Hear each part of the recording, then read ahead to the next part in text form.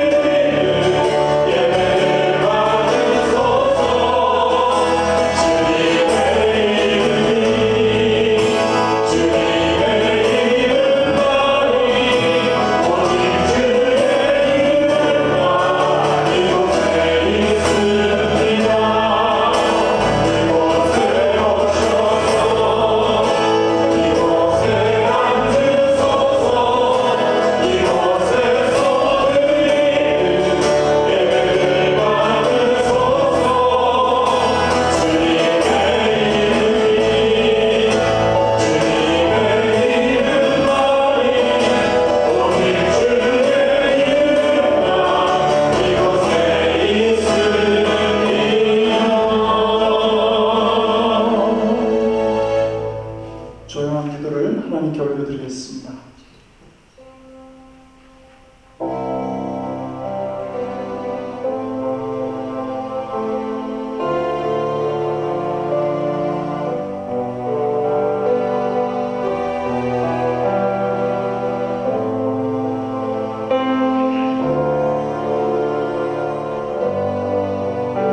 여호와 너를 창조하신 여호와께서 지금 말씀하시느니라. 이스라엘아 너를 진심이라 말씀하시느니 너는 두려워하지 말라. 내가 너를 구속하였고 내가 너를 지명하여 불렀나니 너는 내 것이다. 내가 물 가운데로 지날 때에 내가 너와 함께 할 것이다. 강을 건널 때에 물이 너를 침몰하지 못할 것이니 내가 불 가운데로 지날 때에 타지도 아니할 것이요 불꽃이 너를 사르지도 못하리니 대저 나는 여호와 내 하나님이요 이스라엘의 거룩하시며 내 구원자이니라. 사도신경으로 신앙 고백하시겠습니다.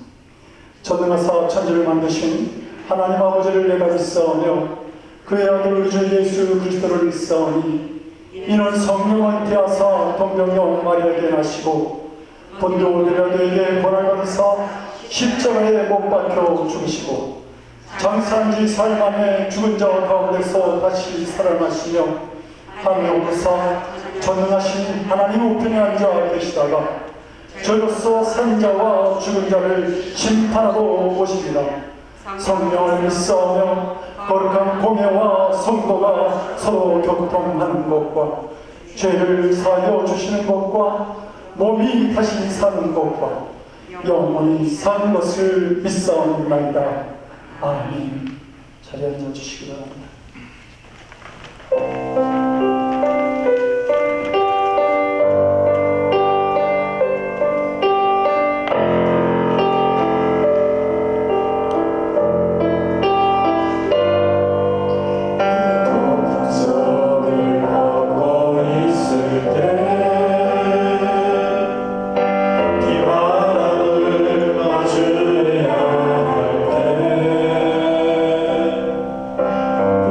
쫓아 보이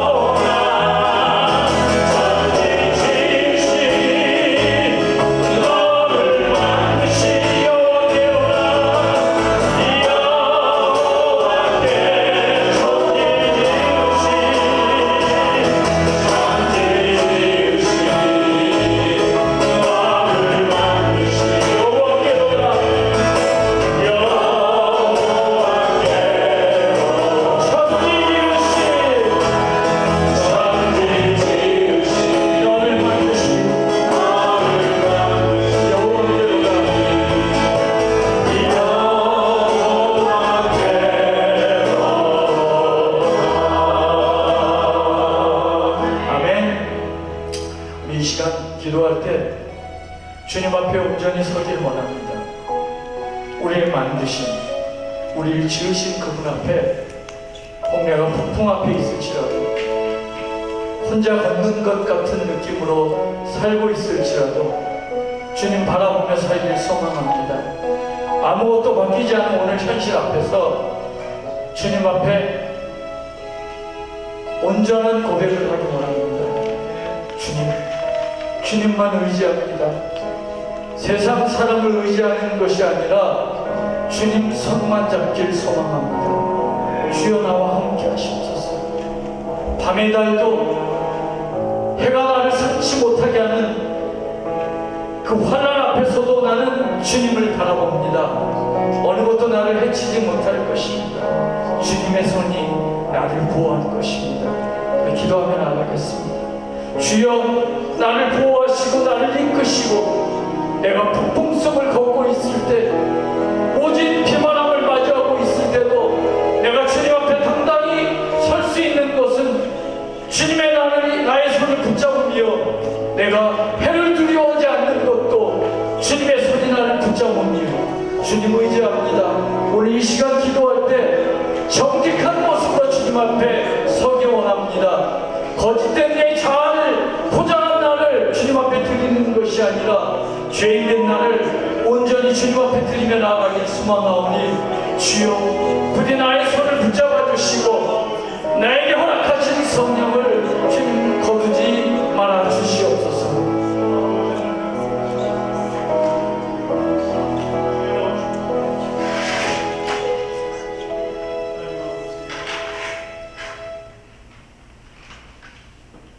기도하시겠습니다.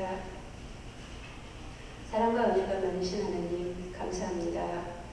죄로 인하여 죽을 수밖에 없는 저희들을 사랑하셔서 예수 그리스도의 보혈로 사함받게 하시고 자녀로 삼아주셔서 거룩한 주일 주님 전에 나와 예배드릴 수 있게 하시니 감사합니다.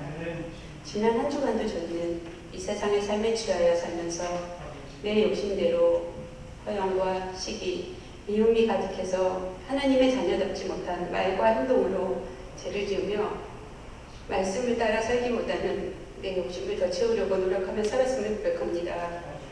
용서해 주시옵소서. 내가 보기에, 세상은 눈을 보기에 좋은 삶이 아니라 하나님이 보시기에 아름다운 하나님의 자녀다운 삶을 살기를 원합니다. 이제부터는 저의 육신적인 삶을 버리고 죄를 떠나 말씀대로 사는 것이 즐거워하게 하시고, 죄의 모습을 볼 때 유혹받지 않고 말씀의 능력 안에서 이길 수 있게 도와주시옵소서. 지금 우리를 둘러싸고 있는 모든 환경이 끝이 아니라 그 너머에 있는 하나님을 바라보길 원합니다.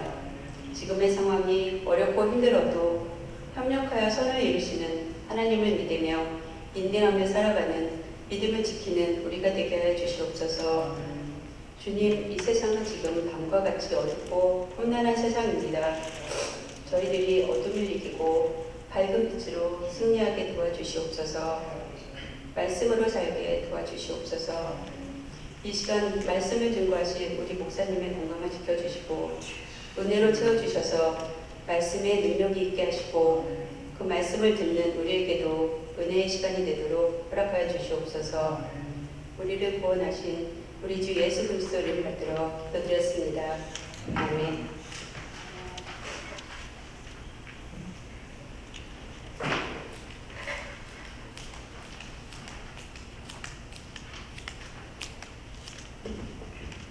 오늘 우리에게 주시는 하나님 말씀을 같이 봅니다. 3절 짧은 말씀인데요. 나누어 교독하고 마지막 31절은 함께 합독하도록 그렇게 하겠습니다.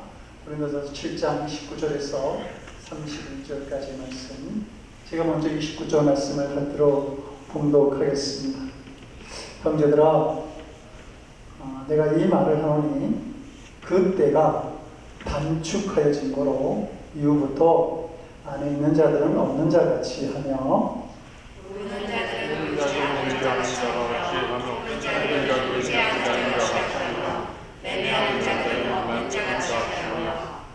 세상 물건을 쓰는 자들은 다 쓰지 못하는 자 같이 하라. 이 세상의 내용은 지나가느니라. 아멘. 기도하겠습니다. 하나님, 말씀 주셔서 감사합니다.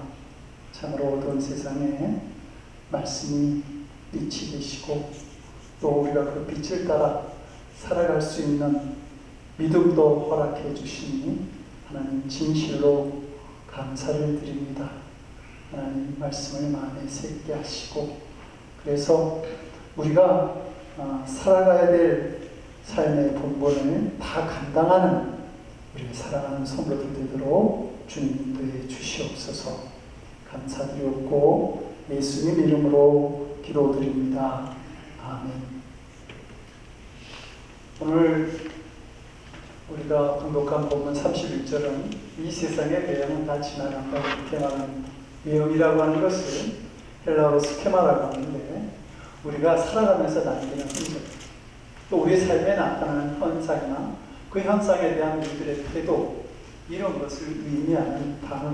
그러니까 우리가 겪는 고난과 슬픔, 또 기쁨과 행복, 또 우리 삶에서 나타나는 재물이나 어떤 재능, 명예와 권력 같은 것들이죠. 그런데 이런 것들이 다 지나간다. 그렇게 말씀하고 있는 겁니다. 아마 이 말씀을 들으면서 이 또한 지나가리라 라고 하는 경구가 생각나신 분이 있는지 모르겠습니다. 이 경구는 유대인의 지혜서인 미드라시에 수록된 다윗왕의 반지라는 이야기에서 나온 내용이죠. 어느 날 다윗왕이 보석 세공인을 불러서 명령을 내립니다. 짐을 위해서 반지를 만들고 그 반지에다가 글귀를 하나 새겨주시기 바랍니다. 그 내용은 내가 승리했을 때 그 기쁨에 취해서 자만하지 않고 또한 동시에 절망에 빠져 있을 때 수렁에서 건져낼 수 있는 글귀면 좋겠습니다. 그는 왕의 명령대로 아름다운 반지를 만들었지만 그러나 적당한 글귀가 생각나지 않았습니다. 그래서 그 당시 지혜로 소문난 솔로몬 왕자를 찾아가죠. 그리고 묻습니다. 왕의 황홀한 기쁨을 절제해주고 동시에 그가 낙담했을 때 격려할 수 있는 말이 무엇이 있겠습니까? 그러자 그 솔로몬이 대답합니다. 이렇게 쓰시면 됩니다. 이것 또한 지나가리라. 왕께서 승리하는 순간에 그 글을 보시면 결코 자만심을 가라앉히게 될 것입니다. 성도 여러분, 여러분들은 어떻습니까? 모든 것이 지나간다라고 하는 이 말에 어떤 생각이 드시는지, 이 말을 내 삶에 적용한다고 한다면 큰 성취의 순간에서도 절제하지 못할 만큼 기뻐하거나 자만하지 않을 것이고 또 어떤 절망 속에서도 일어설 수 있는 힘을 얻을 것이다, 이런 생각을 하게 되는지요. 고난과 슬픔 중에 있는 사람에게는 이 말씀이 아마 복음 중에 복음이 될 겁니다. 이 고통이 사라지고 이 순간이 지나갈 수 있구나 라고 하는 희망을 갖게 되겠죠.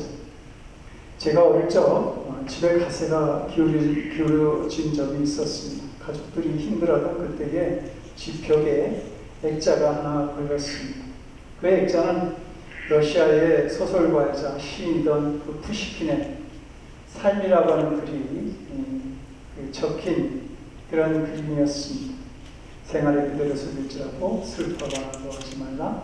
소름의 날을 참고 견디면 언젠가는 기쁨의 날이 오니 현재는 언제나 슬픈 것, 마음은 미래에 살고 모든 것은 순간에 지나고 모든 것은 순간에 지나고 그리고 지난 것은 그리워합니다. 시에 쓰인 것처럼 힘든 날을 그리워하게 될지는 잘 알 수 없지만 모든 것이 순간에 지날 수 있다고?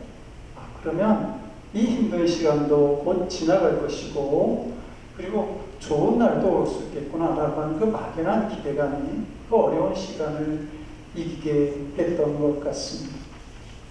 야고보서 4장 14절은 말하죠. 내일 일을 너희가 알지 못하는도다. 너희 생명이 뭐냐? 너희는 잠깐 보이다가 없어지는 안개다. 우리 인생을 안개로 비유하셨습니다. 우리의 인생이 안개라고 한다면 우리 안에 있는 근심과 고통, 염려, 이것은 안개보다도 가벼운 존재인 것이죠. 그러므로 힘든 시간 역시 곧 사라질 것이 뻔합니다. 그러므로 우리는 고통과 힘든 마음, 또 근심, 이런 것을 붙들고 괴로워할 필요가 없는 것이죠. 예수님은 누가복음 6장에서 자신을 따르는 제자들을 향해서 이렇게 말씀합니다. 가난한 자는 하나님의 나라를 유혹으로 받을 것이다. 줄인 자는 배부르고 우는 자는 웃을 것이며 인자를 향하여 사람들로부터 미움을 받고 멀리함을 받고 욕을 먹고 버림을 받을지라도 하늘에서 받을 상이 크다. 이렇게 말씀합니다. 믿는 자들에게 영원한 고통이나 슬픔은 없다고 하는 말씀입니다. 영원한 가난도 없고 그 고통의 끝이 오고 승리의 순간이 온다고 말씀하는 것이죠. 그래서 어떤 성도는 이렇게 말해요. 내게 있는 모든 절망 앞에서 나는 무덤 속에 계셨던 예수님을 생각합니다. 죽음 가운데 있었던 예수님이 삶 안에 그 부활의 생명으로 승리하신 것처럼 곧 자신의 아픔도 사라지고 승리하는 시간이 오지 않겠나.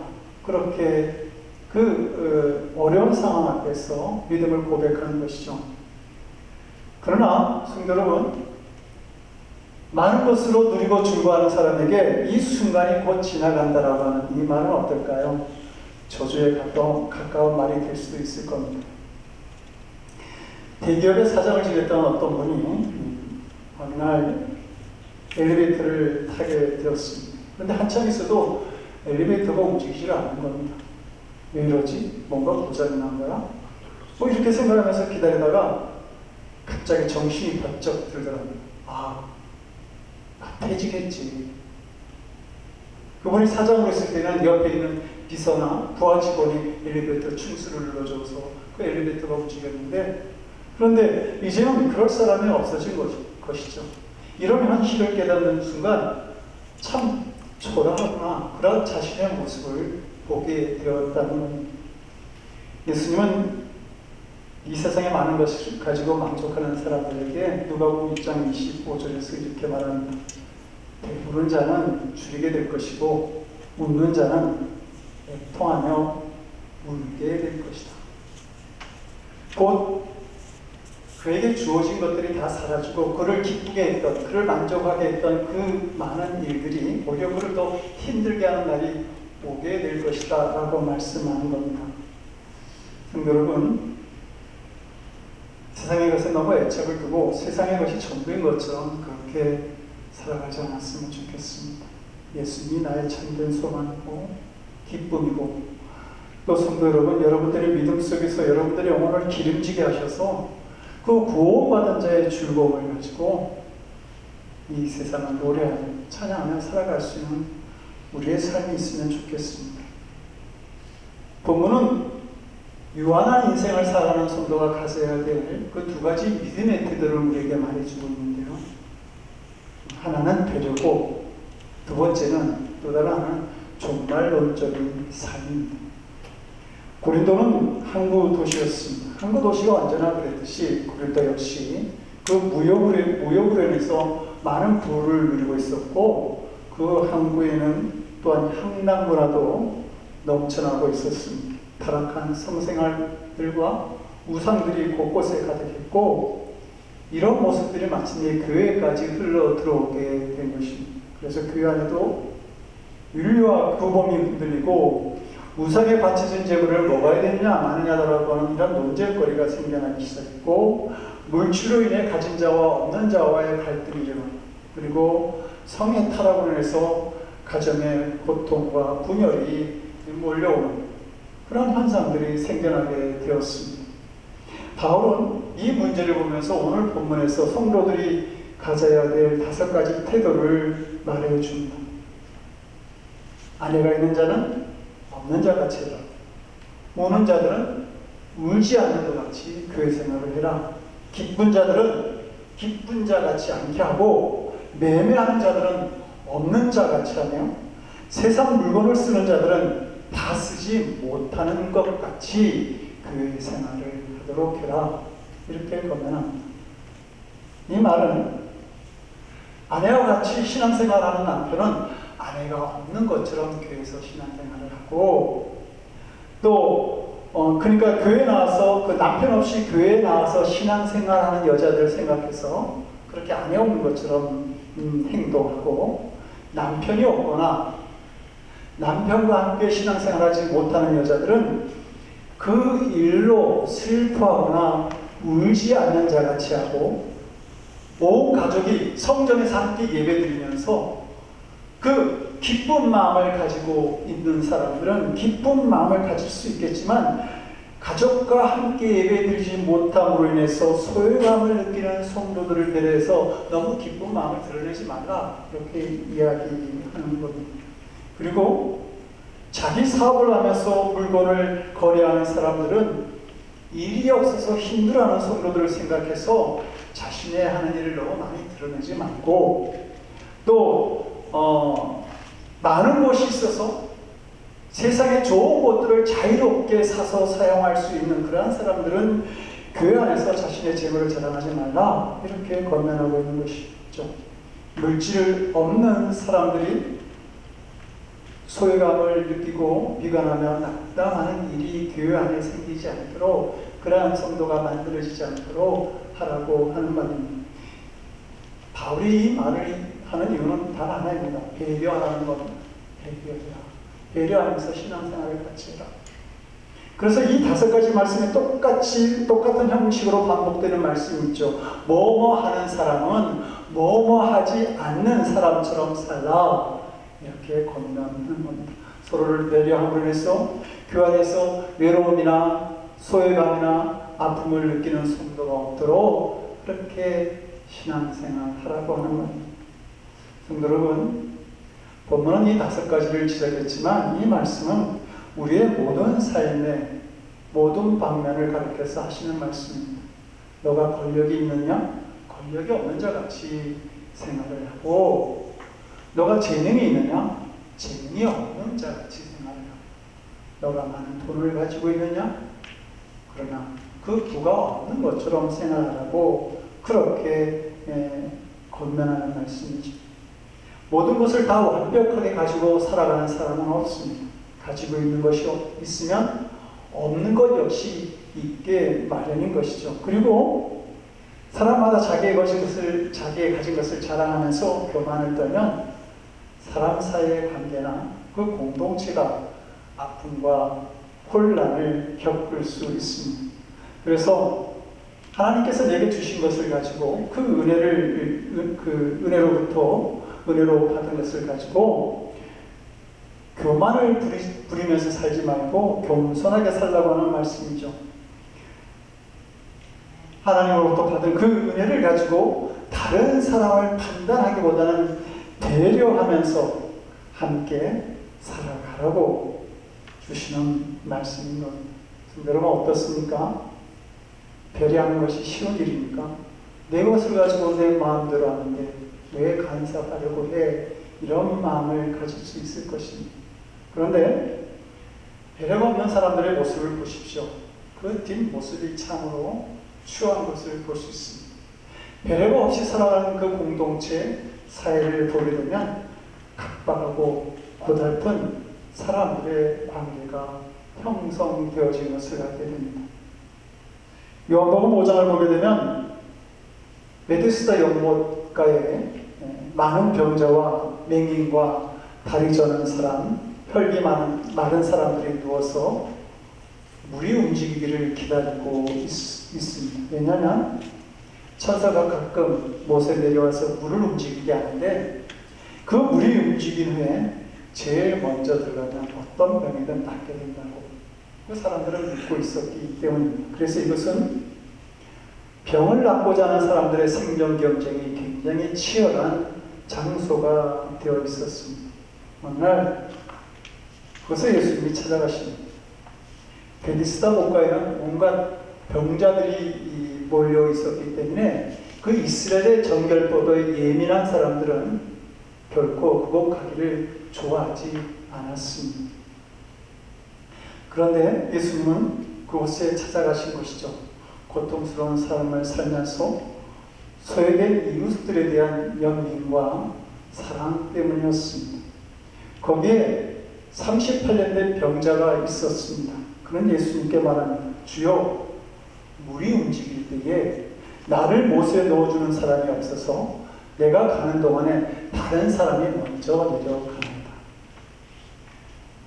거기 연못가에 모인 병자들이 다 나름대로의 큰 장애를 가지고 있었을지 모르지만 그 중에서도 이 병자는 가장 불리한 신체 조건을 가지고 있었던 것 같습니다. 그래서 내가 먼저 들어갈 생각만 했지 우리 중에 누가 제일 불쌍하고 치유가 더 필요한지를, 더 절실한지를 헤아릴 마음의 여유가 없었던 그 생존 경쟁의 사회에서 이 병자는 늘 쓰디쓴 패배와 좌절을 겪으면서 무려 38년을 그곳에서 지내왔던 것이죠.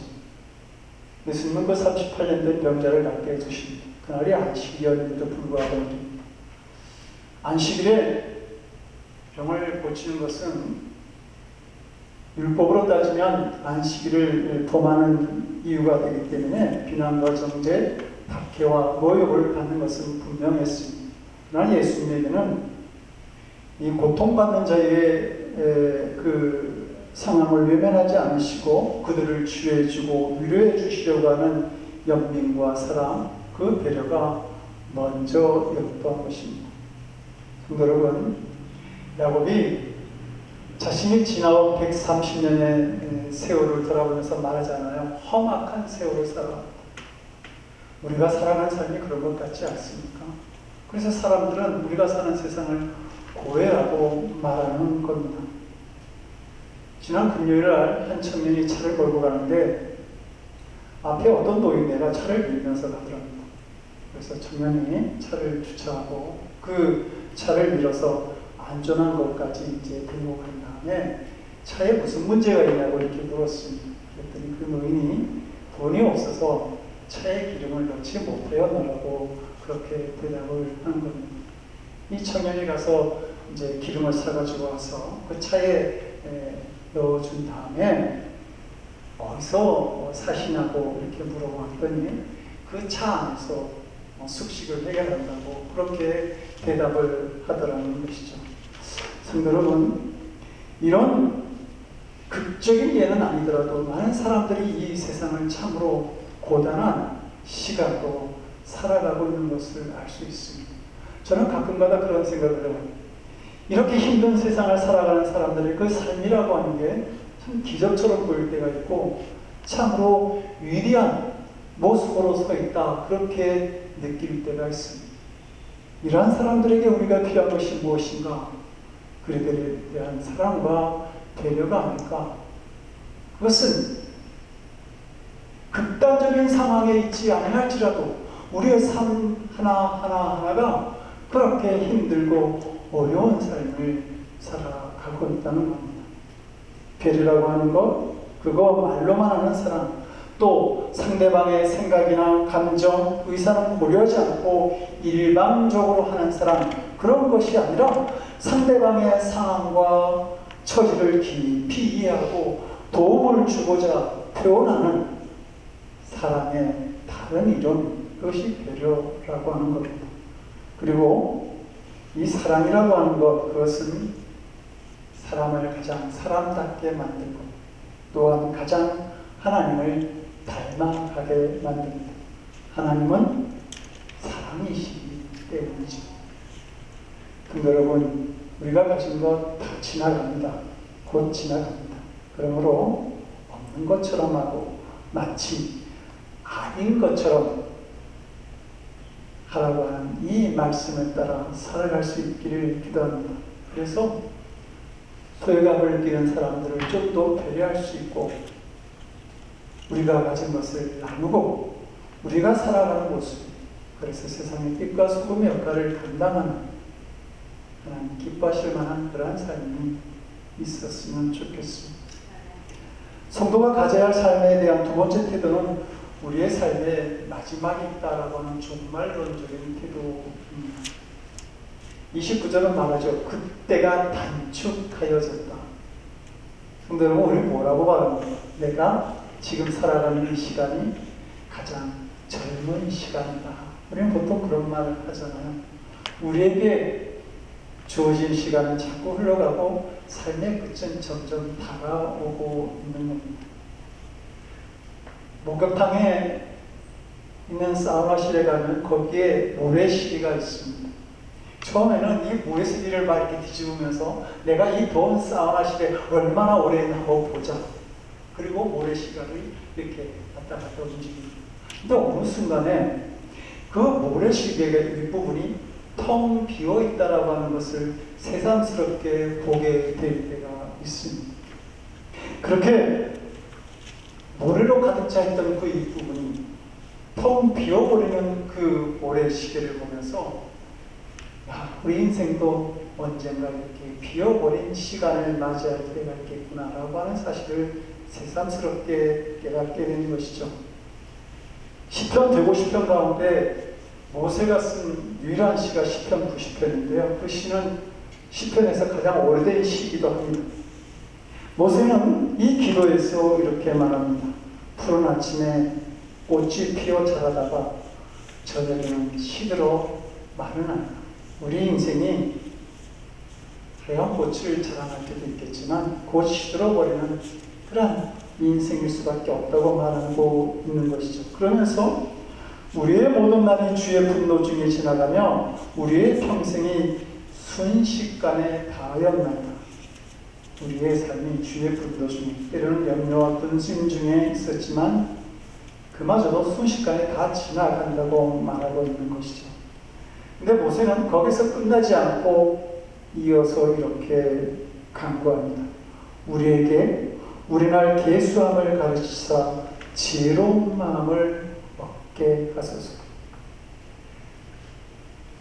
허무와 염려, 근심 중에 다 지나가는 그런 그 순식간에 지나가는 인생이라 할지라도 계수하는 삶, 시간을 헤아릴 줄 아는 삶이 우리에게 있어야 한다고 말하는 것입니다. 배울 때가 있으면 일할 때가 있고 돌보아야 할 때가 있으면 또 돌봄을 받을 때도 있는 것이죠. 그리고 언젠가 우리의 삶이 다 끝나고 나면 우리가 주님 앞에 산다는 사실을 알아야 합니다. 그리고 모세는 자신에게 그러한 때를 가르쳐 주셔서 지혜로운 삶을 살아갈 수 있게 해달라고 기도하고 있는 겁니다. 여러분 어떻습니까?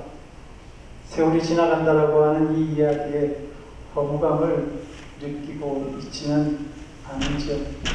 그래서 많은 사람이 인생이 더럽고 무상한 것이라고 한다면 인생 그 자체가 헛되고 헛된 것은 아닌가 이렇게 탄식하며 살아갑니다.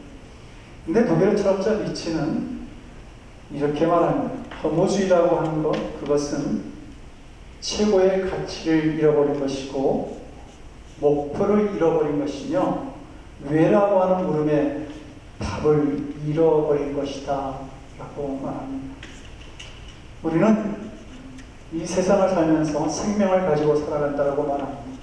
생명이라고 하는 것이 한문을 보면 날생자에다가 명령할 명자잖아요. 우리는 명령을 받고 태어난 존재, 하나님께로부터 보내심을 받은 존재라고 하는 것입니다. 그런데 이상하게도 사람들마다 지분이 다른 것처럼 모두 다 각자의 다른 삶, 다른 명령을 받고 이 세상에 태어난 것입니다. 나에게만 있는 독특한 달란트와 사명이 있는 것이죠. 그래서 우리는 우리 삶 하나하나 그것을 존귀하다라고 말하는 것이고 예배소서 2장 10절은 말하기를 우리의 인생 한 사람을 두고 너희는 하나님의 작품이다 이렇게 말하는 겁니다. 똑같은 것이 두 개 있으면 위대한 작품이 될 수가 없겠죠. 오직 하나의 작품, 오직 하나의 사명을 가지고 태어난 존재이기 때문에 그런 말을 하는 겁니다. 유명한 가스펠 가수 레나 마리아는 태어날 때부터 두 팔이 없었습니다. 그리고 다리도 한쪽은 살이 약간 붙어 있는 정도, 그리고 온전한 거는 다리 한쪽밖에 없었습니다. 어머니가 병원에서 태어난 아이를 보여달라고 하니까 그 의사가 3일 동안 그 레나 마리아를 자기 어머니에게 보여주지 않았습니다. 충격을 받을까봐, 놀랄까봐 그랬던 것이죠. 그런 모습으로 태어난 레나 마리아는 이런 고백을 합니다. 누군가 나에게 예수님이 부활하셨고 지금 살아계시다는 증거를 대라고 하면 나는 내 약한 육신과 날마다 주님을 찬양하는 내 입술을 보여줄 것이다. 레나 마리아는 예수님이 부활하시지 않고 지금도 나와 함께 하시지 않는다고 한다면 어떻게 이런 흉측한 모습으로 그분을 찬양할 수 있겠느냐라고 말하는 것입니다. 그러므로 예수님의 부활을 믿지 못하고 지금도 역사하시는 그 주님의 은총을 믿지 못하는 사람이 있다고 한다면 자신을 보라고 말하는 것이죠. 이 초라한 육신과 자기 입에서 나오는 찬양을 한번 들어보라고 하는 것입니다. 그녀는 장애를 가지고 사는 삶을 살았을지 모르지만 그것을 가지고 하나님께 영광 돌리는 그 흔적을 남기는 삶을 살아갔던 것입니다. 바울은 데살로니가전서 2장 19절에서 우리의 소망이나 기쁨이나 자랑의 면류관이 무엇이냐? 그가 강림하실 때에 우리 주 예수 앞에 너희가 아니냐? 이렇게 말합니다. 너희가 아니냐? 바울은 데살로니가에서 전도를 함으로 교회를 세우게 됩니다. 그리고 교인들을 말씀으로 양육해서 믿음의 사람들로 잘 키웠는데 데살로니가전서 1장 3절을 보면 그 믿음의 사람들에게, 제가 키운 믿음의 사람들에게 믿음의 역사와 사랑의 수고와 소망의 인내와 같은 열매들이 나타나고 있는 것을 보게 되죠. 이런 성도들의 모습을 보면서 이 바울이 그러는 겁니다. 내가 먼 훗날 주님 앞에 섰을 때에 내가 무엇으로 기뻐하고 자랑을 할 수 있겠는가? 바로 너희들이야. 너희들이 믿음의 역사와 사랑의 수고와 소망의 인내를 나타내고 있는 너희들에게 내가 예수님 앞에 내가 한 일을, 내가 남긴 흔적을 자랑할 거야. 지금 그렇게 말하는 겁니다. 그런 바울이 디모데후서 4장 8절에서 다시 이렇게 말합니다. 이제 후로는 나를 위하여 의의 면류관이 예비되었으므로 주 곧 의로우신 재판장이 그날에 내게 주실 것이니 내게만 아니라 주의 나타나심을 사모하는 모든 자에게니라. 바울은 확신하고 있는 겁니다. 주를 위해서 수고한 자신에게 하나님께서 승리의 면류관을 주실 것이다. 그런데 그것이 나에게만이 아니라 주의 나타나심을 사모하는 우리의 인생이 다 끝나고 나서 내 앞에 주의 나타나심이 있고 주를 만나는 그 날을 사모하는 모든 사람에게 예비되어진 면류관이 있을 것이다. 그렇게 말씀하고 있는 겁니다. 주의 나타나심을 사모하는 사람의 삶은 분명한 것이죠. 주님과 만날 때에 자신 있게 내어드릴 달란트를 이 세상에서 만들어가는 사람들, 자신의 사명을 감당하는 사람들, 주님께 영광 돌리는 그런 흔적을 남기는 사람들이라 할 것입니다. 언젠가 주님을 만나는 때를 아는 사람들은 지혜로운 사람들입니다. 그때는 우리가 주님과 결사하는 시간입니다. 내가 이 세상에 무엇을 남기고 왔지? 그것을 알게 되는 순간인 것이죠. 여러분들은 먼 훗날 주님 앞에 서면 무엇을 가지고 자랑할 수 있겠습니까? 남은 삶을 좀 헤아려 보는 그런 지혜로움이 있으면 좋겠습니다. 얼마 전에 보니까 벌써 크리스마스 콘서트 한다고 어떤 가수 홍보하는 것을 보았습니다. 세월은 그렇게 가는 것이죠. 우리가 삶을 세워볼 줄 알면 흐트러진 마음을 조금 모으고 가야 내 삶의 방향을 보게 될 것입니다. 미리 내 삶의 끝을 생각해보는 종말론적인 삶이라고 하는 것은 또 그리고 언젠가 주님을 만나게 될 것을 아는 것은 우리를 더욱 귀하고 복된 삶으로 인도하게 됩니다. 성도 여러분, 지금까지 어떤 세월처럼 우리의 기쁨도 슬픔도 다 지나갈 것입니다. 그리고 남는 것은 우리가 이 시간을 어떻게 살아왔는가, 그리고 얼마나 하나님께 영광 돌리는 삶을 살아왔는가 하는 그 흔적만 남게 될 것입니다. 다가오는 시간 속에서 주님께 영광 돌리는 그 흔적을 만들어가는 그런 복된 삶을 만들어가는 너희들이 되시기를 주님의 이름으로 간절히 축원드립니다. 기도하시겠습니다. 우리 삶의 처음과 마지막이 되시는 하나님, 지나가는 세월을 보면서 앞으로 우리가 살아갈 그런 시간을 헤아릴 수 있는 지혜를 저희들이 갖게 하여 주시옵소서. 그리고 다시 만날 주님을 소망하면서 주어진 시간에서 더욱더 주님께 영광 돌리는 그러한 삶으로 나아갈 수 있는 그 흔적을 만들어가는 저희가 될 수 있도록 주님 우리를 도와주시옵소서. 언제나 우리의 소망이 되어주시는 우리 주 예수 그리스도를 받들어 간절히 기도드리옵나이다. 아멘. 다시 484장 찬송하시고 마지막 절에 일어나서 찬양합니다.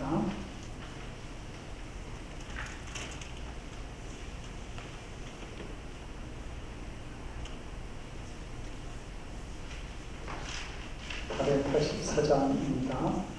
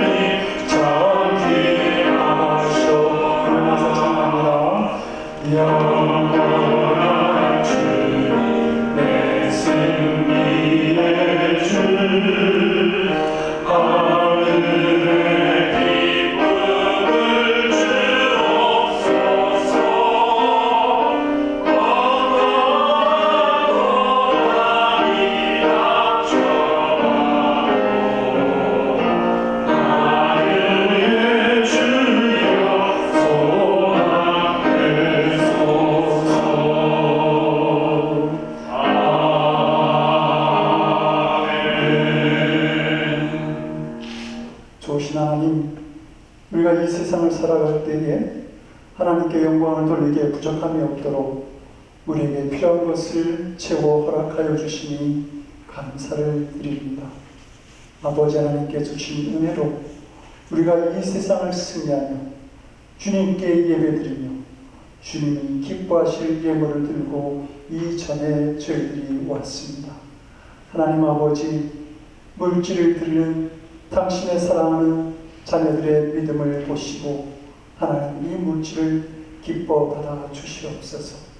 주님께서 마음껏 축복하실 수 있는 귀한 물질로 삼아 주셔서 사랑하는 성도들이 이 세상을 살아갈 때에 하나님의 온전하신 은혜 속에서 살아갈 수 있도록 주여 역사하여 주시옵소서. 그리고 이 물질이 사용되어지는 곳에 하나님의 걸어가신 은총과 복음의 역사도 나타나도록 사용할 수 있는 지혜와 믿음을 우리에게 허락하여 주시옵소서. 감사드리옵고 우리 주 예수 그리스도로 받들어 간절히 기도드리옵나이다. 아멘. 자리에 앉아주시기 바랍니다. 교회 소식 알려드리겠습니다. 오늘 리더 그 모임이 식사가 있습니다. 지난주 미랄 장애인 선교회 부른교회 이름으로 저희들이 섬겼습니다. 미랄 장애인 성도들이 얼마나 기뻐하는지 참 감사한 마음을 전해주셨습니다. 그리고 그 미랄 장애인의 밤이 10월 5일날 그 싱어송라이터 하린이라는 가수와 함께 했는데 저희들이 초대해 주셔서 제가 이것을 우리 친교실에다가 갖다 놓았습니다. 참고하시면 좋을 것 같습니다. 금주 기도가정은 박영복, 박경수 권사님 가정입니다. 두 분의 건강 또 많은 향안을 위해서 한 주 동안 기도해 주시기 바랍니다. 이제 다 같이 일어나셔서 주기도문 찬양하고 기도를 마치겠습니다.